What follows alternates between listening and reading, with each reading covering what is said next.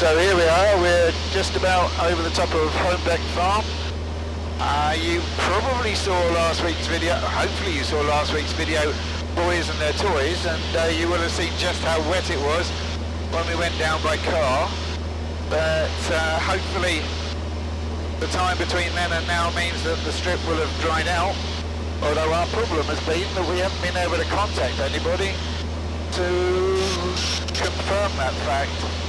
So working on the principle that the top of the strip was reasonably okay even when it was wet, we'll land on the slab and see what it's like. But you got all your cold weather gear, haven't you, in the back? Got extra pair of underpants. And your swimming goggles. Yeah, my swimming goggles and snorkel, of course. Because this is now saying that its distance to run is 9 miles. About 4 inches on that map. Sorry? About 4 inches on that map. Yeah, that's it. About that far. About that far, yeah. If you look, that weather is coming, that's going to go. If we wait a little while, we should fly back in. There's bright blue sky there, look. Because they actually said that, you know, they wouldn't rule out, although they said that they didn't think it would be, they wouldn't rule out the odd shower this afternoon. No, it's snow. It only ever snows here. Yeah, snows, sorry. There's no showers here, just snow, and lots of it. Yeah, we're coming close to Aylesbury, so when we flew down before, that was about as far as we got, wasn't it? Well, I've been down here twice by car as well, and as soon as I've got this far, it snowed like hell. Yeah. Big old puddle in that field, look. Yeah. But there's still some water about. We've had an outside air temperature of between 23 and 24 degrees, haven't we, the whole time? Yeah. The carb temperature gauge has not once dropped into the yellow. No. Which is a little bit reassuring, because Volkswagens love ice. Right. And bearing in mind I've never flown this before, and the Volkswagen. Yeah. And I believe the hot air on it is possibly back to front, which is the first thing I will check when I get there. Right. Because you don't normally pull it out to turn it off, do you? No. I've got a feeling that's labelled up back to front. Okay. Well, that's easy enough to check, though, isn't it? Yeah. I mean, it's flagged up Aylesbury Tape gliding site. Yeah. But is it still operational? I know they were served notice. Yeah, I don't think they've actually left it yet. I'll just keep a good eye out.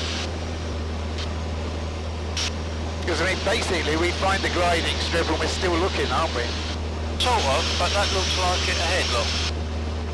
On it, see the built-up area slightly to the right? Yeah. I think you'll find that's the actual gliding strip. And they normally sort of go past it and back round in the other end to get into the little private strip. It's coming up to it on Sky Demon there. Yeah. But I'll give it a bit of a berth to the left. Put the fuel pump back on. Come back onto the front now.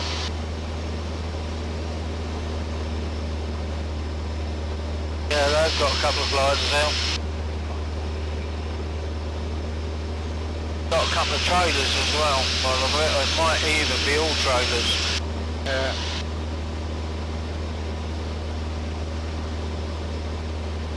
In actual fact, if you look at the strip we're going into, it's a damn sight longer than that gliding strip. Yeah. You got a windsock anywhere? Yeah, just down near the hangar. Because I think it's this way into wind.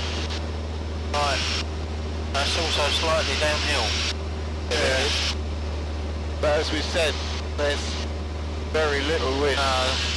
If you sort of come round, the windsock is in front of the hangar. You can see the hangar door.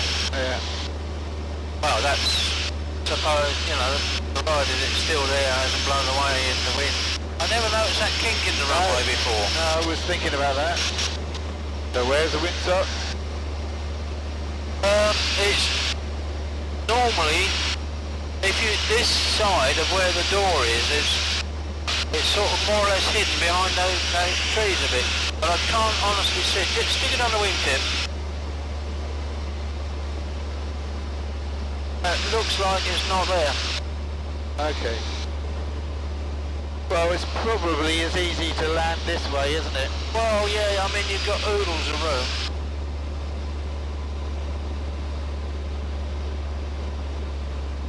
I don't want to get involved in the gliders. No. They didn't look like any of them were gliding though. Nice. No, I was just going to do this as a big descending turn. Yeah. Can I just get that air brake down, please? Thank you.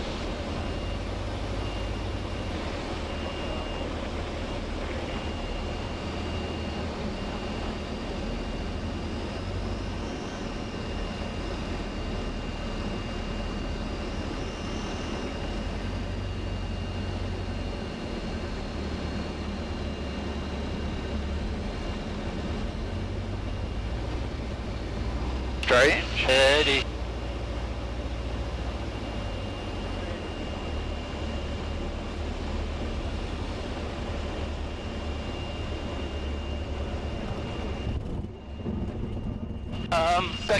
Second tree was what I was looking for. Yeah.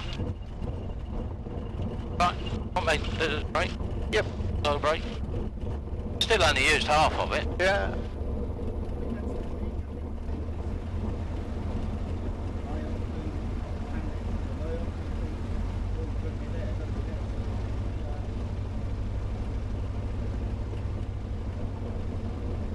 Feels firm. Yeah.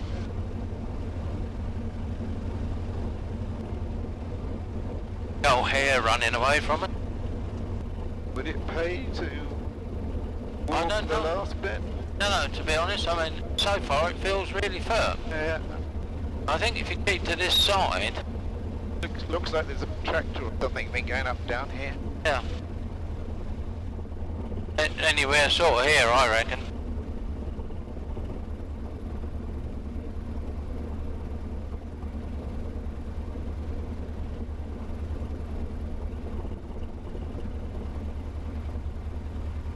Leave it here, sort of thing. Yeah, I would.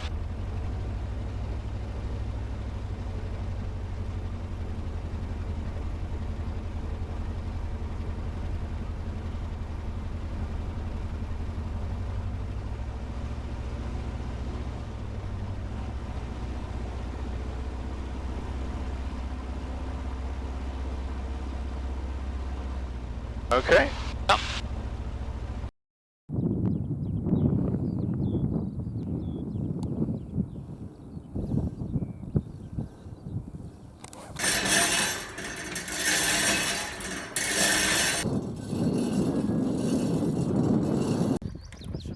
Yeah. But it is very strange that it's a sort of... Can't hear you, mate. Yeah, no, I said it's strange that you load from the front.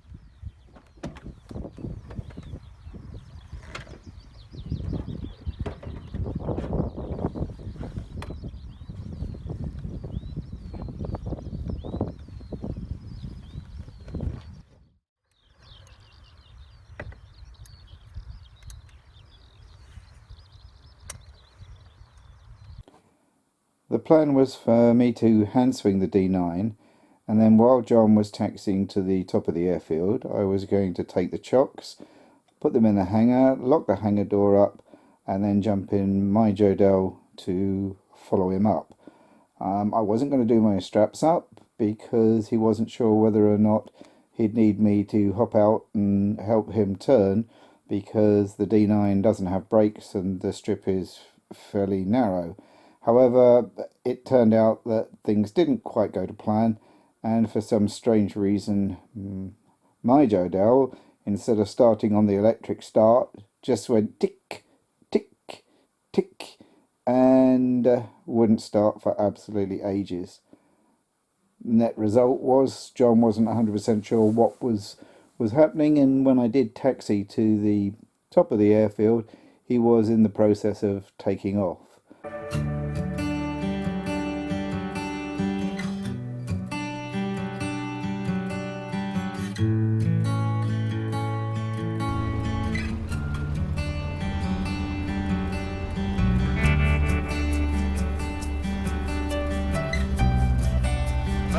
bloody pain.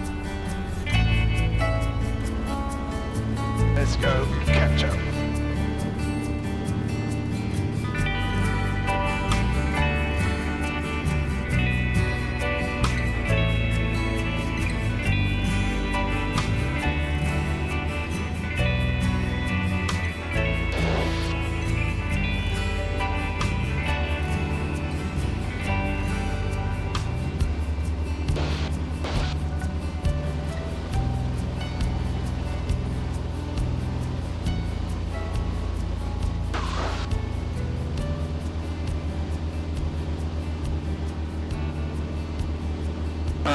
Macho trying to find John now.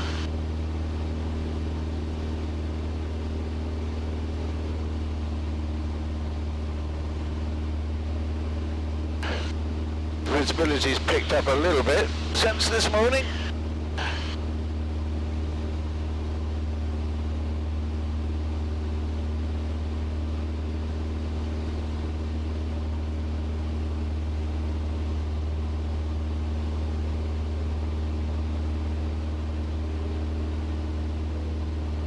Question is, where is he?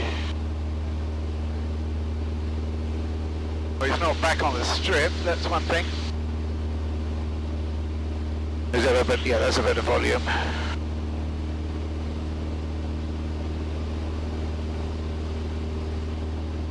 That's funny.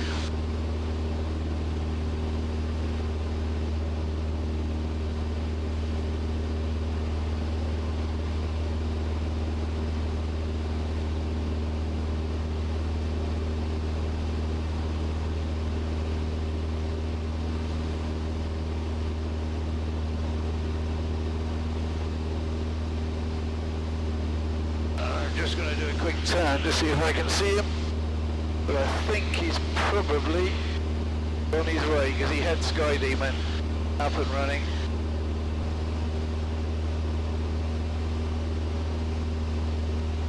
There's not much point in me ferrying him back, escorting him back if I can't find him.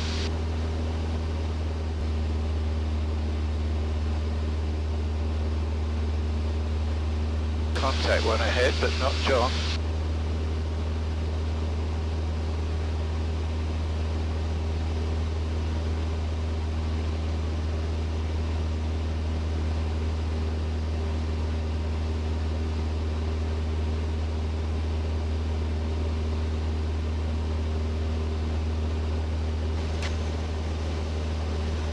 I thought I saw him there for a while, a very steady white moving thing. And then I realised it was a lorry on a road. It's important that I fly exactly the route that we'd planned, although we didn't actually give ourselves a catch-up option. And of course he's non-radio because he didn't have a NATO to twin adapter for his headset.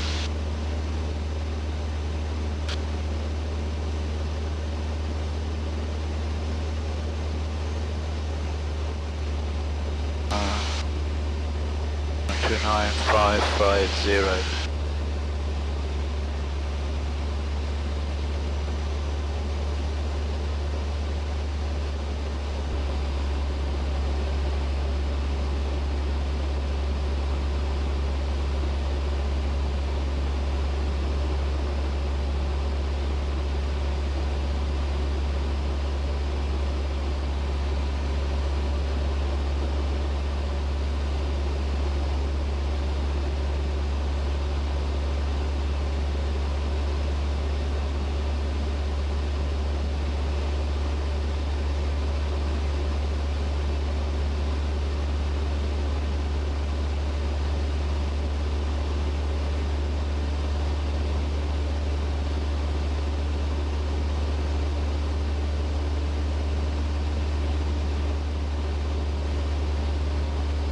Well, that was 1360. I'll resume the planned track. I'm at 1,500.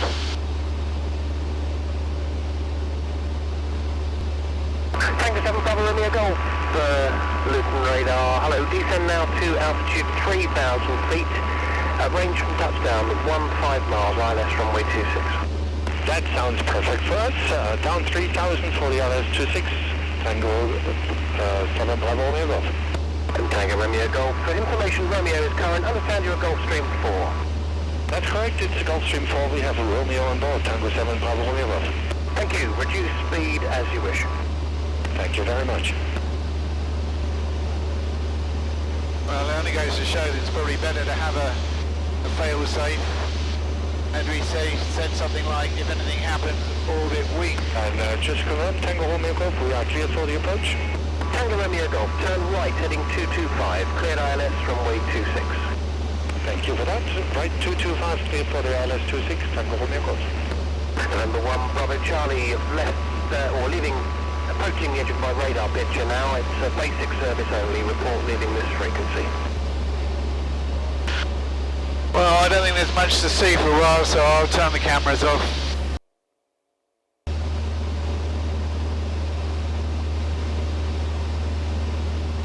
Well, it's taken us all the way back, but we have finally lit up.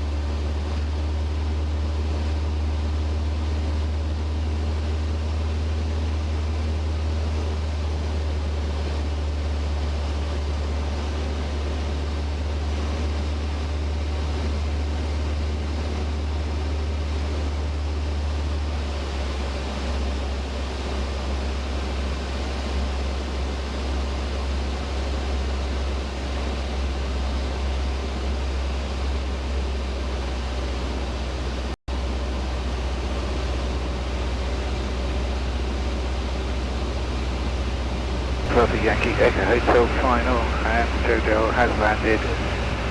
Nayland Travis.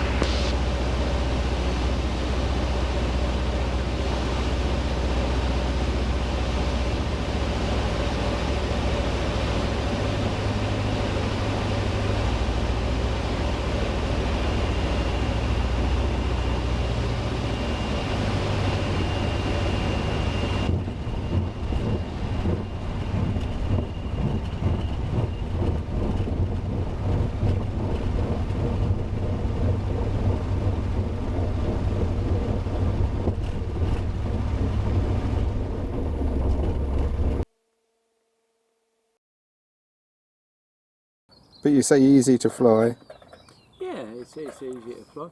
I mean, if you remember the last one of these I had an optional canopy with it. And it wouldn't take too much to put a roll cage in that and put a... And slide one back. Yeah. Yeah. Having said that, I know today's a warm day, I accept that. But I mean, this is all I've got on. Yeah. I was in it for an hour. Yeah. And I wasn't in the loose. But I noticed the other thing is the screen has got a lot of cracking and crays in there, where that's obviously where the fuel spills on it. Okay. So this is going to want replacing anyway. Yeah. So, you know, it's a case of making a new one. When you turn the Leeberg on, it's got two individual systems, Yeah. and they go through a self-check frequency, and Oh. they beep. All right. And that tells you that the system is arming, but it is aware that the engine isn't running. So what it does is it changes the ignition timing to a couple of degrees after top dead centre, Yeah. so that as you come through, the prop goes and pulls away from you and won't kick back like Okay. it does. That was very, very easy to swing. Well, and that's what was such a wonderful thing about the Leeberg. And it idles, and it's got a built-in rev counter, effectively, Yeah. electronic, and it says, right, you want to idle at 500 RPM or whatever, and that's what it does by advancing and retarding the ignition. It's far, far more complex and reliable than a mag. Yeah.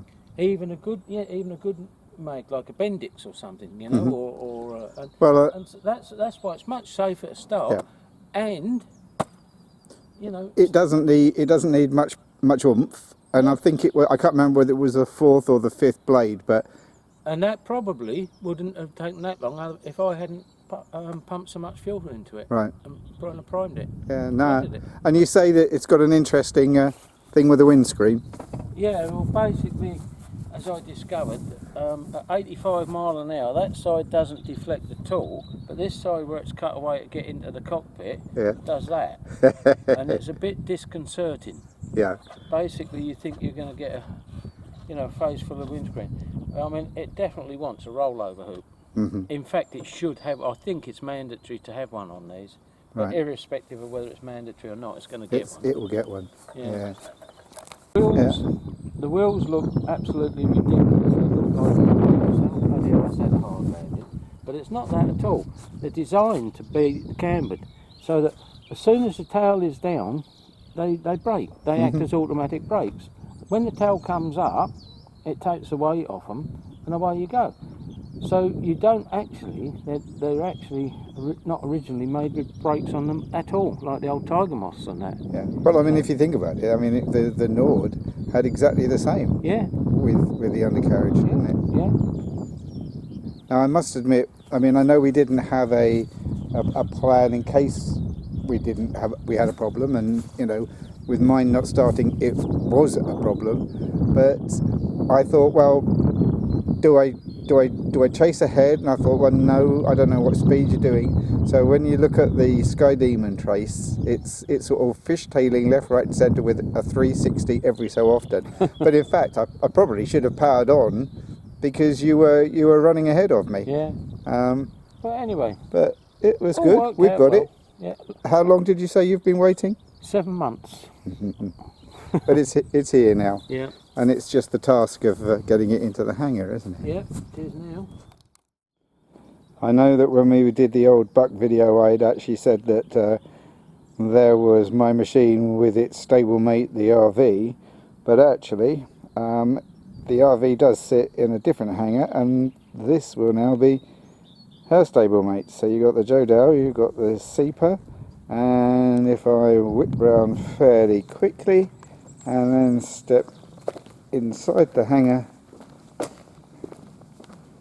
then you've got John's RV, you've got Danny's RV3, and the other John's looting in the corner. And it's just the task now of moving them all around to fit.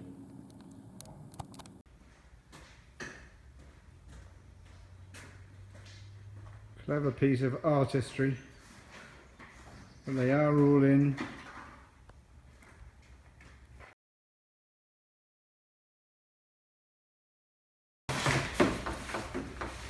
Tucking her all up in her new home. Successful day.